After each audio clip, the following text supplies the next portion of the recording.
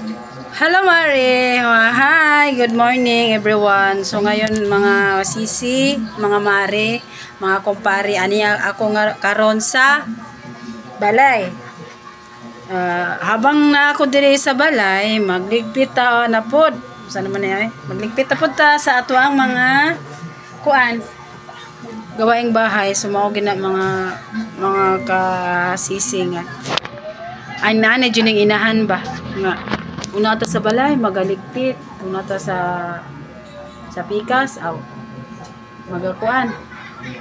Maninda po ta, magaluto. Mga ginang atong kinabuhi karon. Mga padayon na gyud ta sa atong mga buluhaton. Angay na atong buhaton. Sa mauna. Enjoy sa atong kinabuhi. O dili ta mo tutok sa atong magpaabot ang ay, gusto na ko mo dato. Ayaw, mas stress na lang wana. Kung sa gihatag sa Ginoo, magkontento na lang ta. Para happy ang ato ang kinabuhi. Kaya kung dili kita happy sa atong kinabuhi, dili kita kontento sa atong kinabuhi, dili kita happy. So mao na mga kasisi. Ako karon mga kasisi, importante nga maayo taglawas at tibok panimalay. Uban sa ato ang pamilya nga unta maayong taglawas o mura gyud na atong bande nga ato ang gikuptan nga malipayon ta. Sa antog pobre ta, sa importante dato ta sa ato ang kinabuhi. Dato ta sa atong kalubluban. Ay magunsa man ang dato, daghang tag sakit, daghang tag problema, mamatay ra gyapon ta. Mas maayo pa nga bisag dili ra kay ta dato, di ta pobre, di dato. Importante nga happy ta. Mao na.